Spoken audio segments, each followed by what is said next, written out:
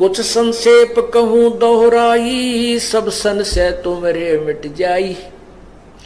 भरम गए जग वेद पुराणा, आदि राम का भेद न जाण्या। राम राम सब जगत बखाने, आदि राम कोई बिरला जाने। ज्ञानी सुने सो हृदय लगाई, ही मूर्ख सुने तो गम ना पाई। माँ अष्टंगी पिता निरंजन, ये जम दारुण वंशन अंजन। पहले कीन निरंजन राई, पीछे से माया उपजाई। परमात्मा ने अपनी महिमा अपने द्वारा की सृष्टि खुद ही बतानी पड़ी। कहते पहले ज्योति निरंजन की उत्पत्ति की अंडे से, पीछे से दुर्गा का शरीर परमात्मा ने अपनी सबद शक्ति से बनाया। पहले कीन ये ज्योत निरंजन राई, पीछे से दुर्गा उपजाई। माया रूप देख अति शोभा, देव निरंजन तन मन लोभा। परमात्मा ने सबसे पहले 16 पुत्रों की उत्पत्ति की थी शब्द से। ऊपर के 3 लोकों की शब्द से उत्पत्ति की। अलखलोक, आगमलोक, अलखलोक और सतलोक तीसरे नंबर का। अनामी अकैलोक में परमात्मा पूर्व ही विद्यमान थे और सतलोक में की उत्पत्ति के बाद उसमें 16 पुत्रों की उत्पत्ति की और एक शब्द से वहां के सभी द्वीप अलग अलग स्थान उन पुत्रों के लिए बनाए थे। तो परमात्मा ने, सतपुरुष ने, कबीर प्रभु ने अपने पुत्र अचिंत से कहा था, उन 16 पुत्रों में से एक का नाम अचिंत है, कि तू ये सृष्टि रच आगे की। अचिंत ने अपनी सबद शक्ति से इस अक्षर पुरुष परब्रह्म की उत्पत्ति की। अक्षर पुरुष वहां सतलोक में बने मान सरोवर, एक अमृत सरोवर के अंदर जाकर के आनंद मगन हो गया, नहाने लगा, स्नान करने लगा और उसी में निंद्रा आ गई, क्योंकि वहां श्वासों से शरीर नहीं है। बहुत समय तक बाहर नहीं आया। तब परमात्मा ने उसको जगाने के लिए, जल से बाहर निकालने के लिए उस अमृत तत्व उसको ही लेकर के, उस अमृत जल को लेकर के एक अंडा उत्पन्न किया। उस अंडे में एक आत्मा प्रवेश की। वो गड़गड़ गड़गड़ करता हुआ नीचे गया, जिससे उस अक्षर पुरुष यानी परब्रह्म की आंखें निंद्रा भंग हुई। उसने देखा कि मेरी निंद्रा किसने भंग कर दी।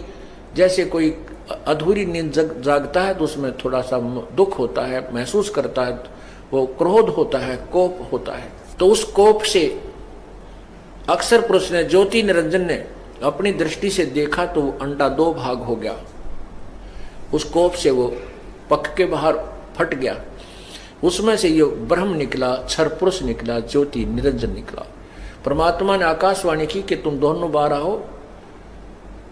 अक्षर पुरुष तो निंद्रा में था, तुझे जगाने के लिए ये सब लीला करनी पड़ी।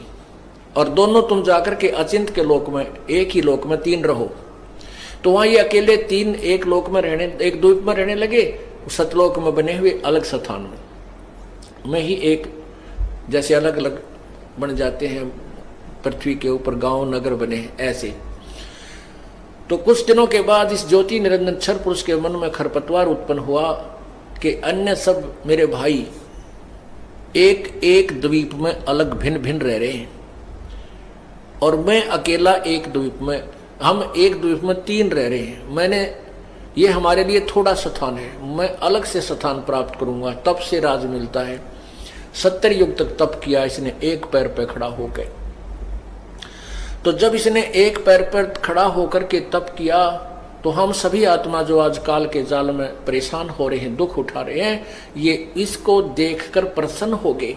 इसकी इस हठ योग को, एक पैर पे खड़ा होकर के तप कर रहा था, हम इसकी महिमा गा रहे थे, क्या कमाल कर दिया, देख कितने दिन हो गए, ओहो ये तो बिल्कुल कमाल कर रहा है।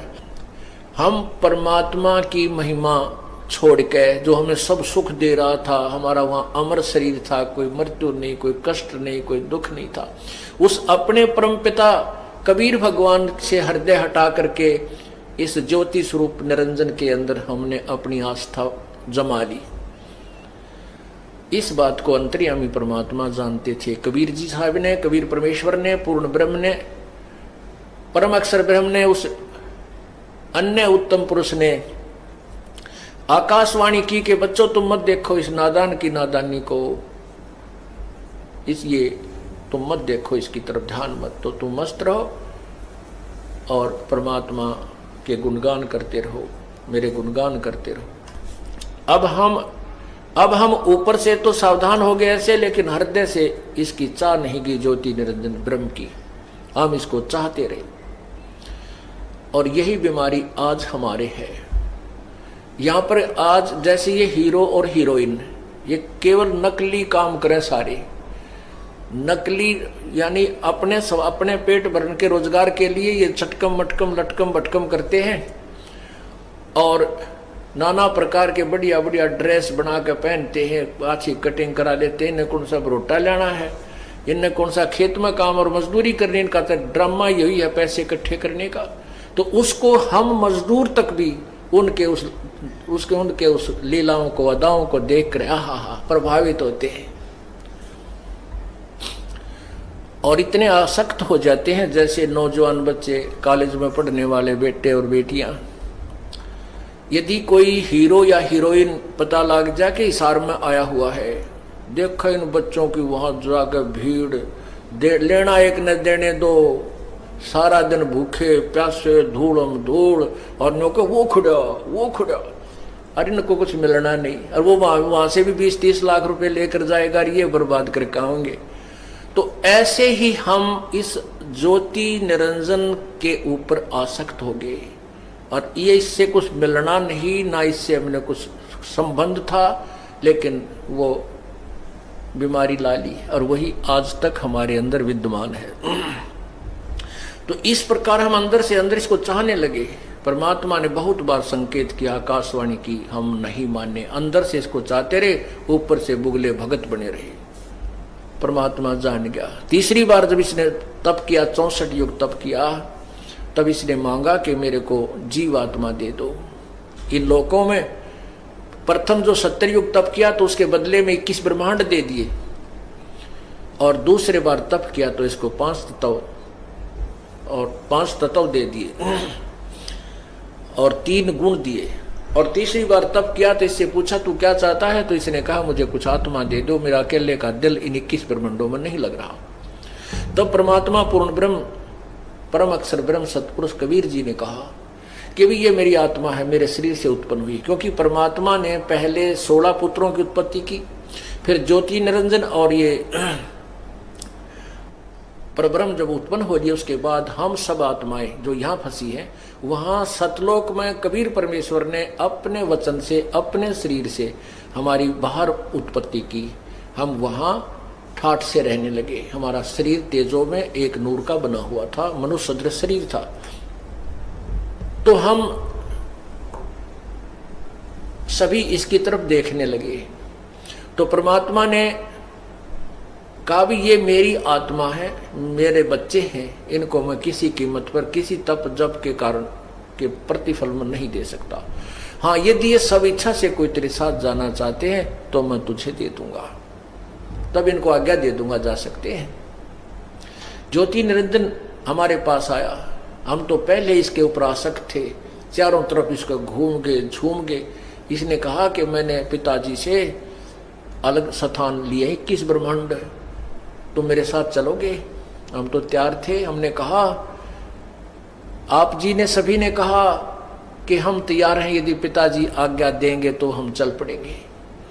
तब ज्योति निरंजन ने जाके सतपुरुष से बताया कि प्रभु, पिताजी कुछ आत्माएं मेरे साथ चलने को तैयार हैं। प्रभु ने आकर पूर्ण परमात्मा ने कहा कि मेरे सामने सहमति व्यक्त कराइए। परमात्मा पूर्ण ब्रह्म ने कहा ज्योति निरंजन से कि मेरे सामने कहा, इनसे स्वीकृति कराइए। परमात्मा ने आकर पूछा भी कौन है जो इस ज्योति निरंजन के साथ इसके लोकों में जाना चाहता है, कृपा हाथ खड़ा करके सहमति दीजिए। तो उस समय कोई नहीं चसका, क्योंकि अपने पिता के सामने सबको एक शर्म आई, बहुत दुखी हो गए और नहीं बोल पाए।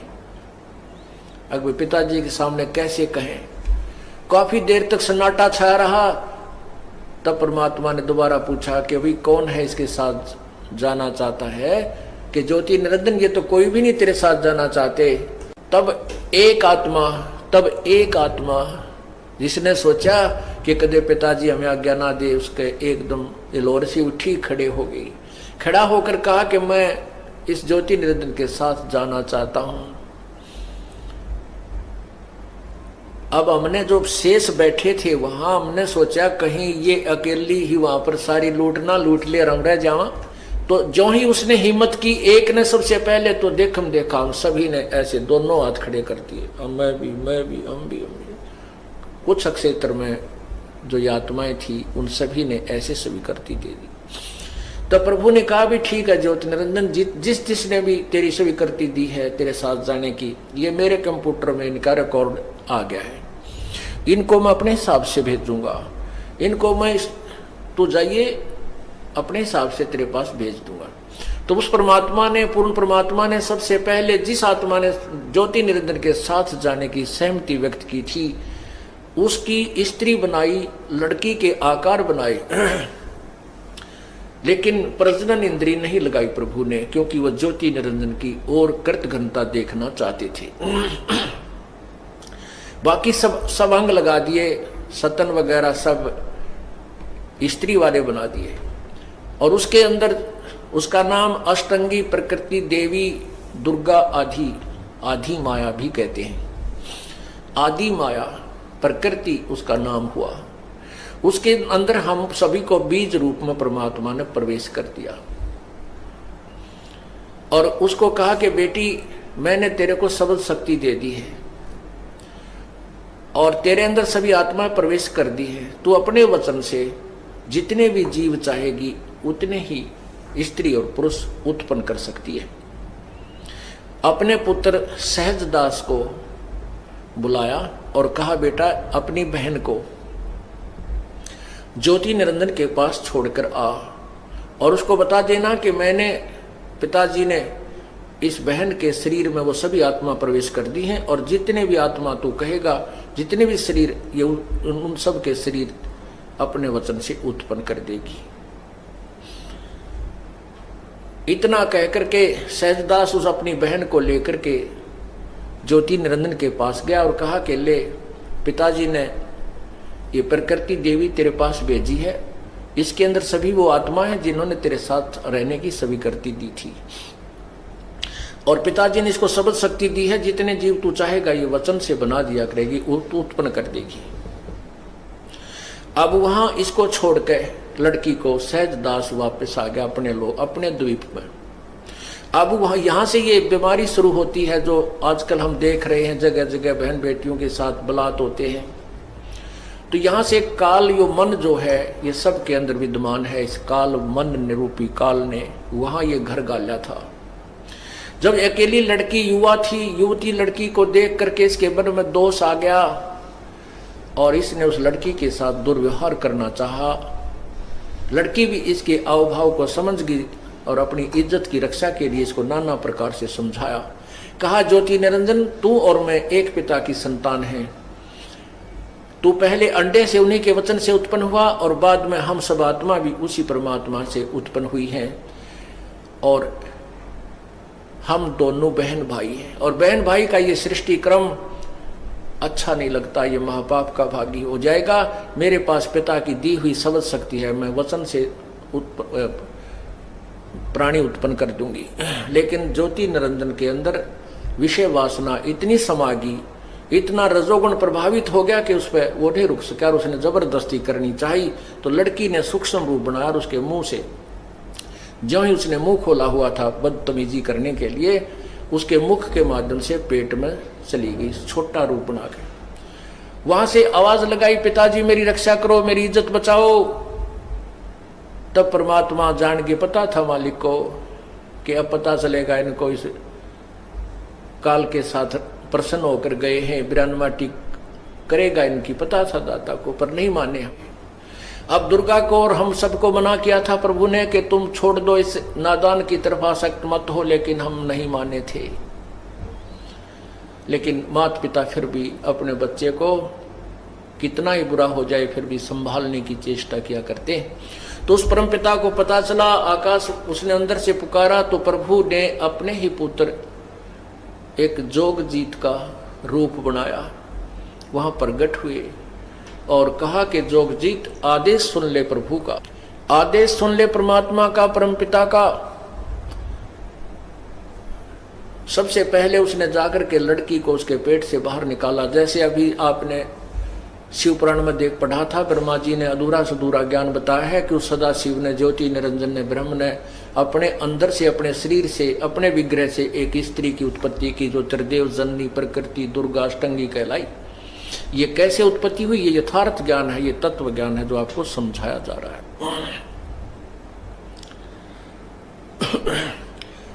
तो परमात्मा सहजदास जोगजीत रूप में, जोगजीत रूप में परमात्मा ने पहले, सबसे पहले दुर्गा को उसको पेट से निकाला और फिर कहा कि ज्योति निरंजन आदेश सुन ले, आज से तेरा नाम काल होगा। 1 लाख मानव शरीरधारी प्राणियों की गंध तू रोज खाया करेगा, 1.25 लाख उत्पत्ति करेगा। आज से तुझे यहां से देश निकाला दिया जाता है, तुम दोनों 21 ब्रह्मांड लेकर यहां से चले जाइए। अब ज्योति निरंजन ने बहुत प्रार्थना की, मेरे से गलती होगी, माफ कीजिए। परमात्मा बोले अब तेरा जो दोष है माफ करने योग्य नहीं है, और नहीं इस प्रकृति देवी का दोष माफ करने योग्य है। अब जाओ पहले धक्के खाओ, वहां तुम खूब ये सारे तंग हो लेंगे, कुत्ते गधे सुअर बनकर, गंदी नाली के कीड़े बनकर। वहां जब कति ब्रान मट्टी हो लेगी, जब आऊंगा तुम्हारे पास, जब पूछूंगा तुम कितने सुखी हो बेटा यहाँ पर, फिर ये ज्ञान सुनाऊंगा तुम कैसे फंसे,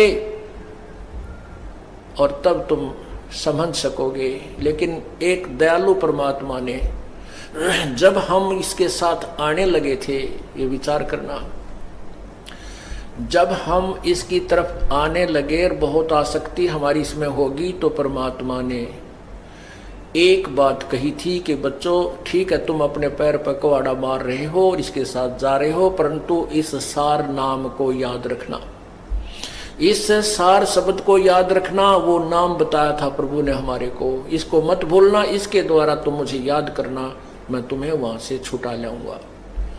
अब काल भगवान ने सबसे पहले यहाँ आते ही वो सार नाम कति समाप्त कर दिया, वो सार ज्ञान ही नष्ट कर दिया कि कहीं इनको सार नाम याद ना रह जाए, और हमारे ऊपर ऐसा आवरण डाल दिया कि हमने 1 हफ्ता पहले की बात भी याद ना रहती, सतलोक की बातें याद कहाँ रहती।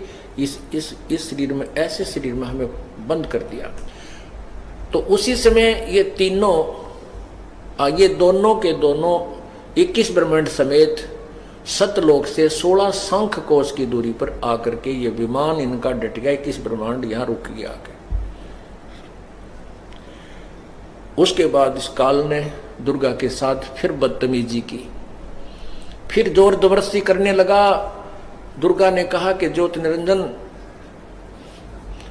कुछ आंख खोल ले, पहले तो तू और मैं एक पिता की संतान, भाई बहन है, अब मैं तेरे पेट से बाहर आई हूं, तेरी पुत्री होगी, कुछ तो शर्म कर ले, कहीं तो रोक अपनी इस गंदी नीत न। पर नहीं मान्या।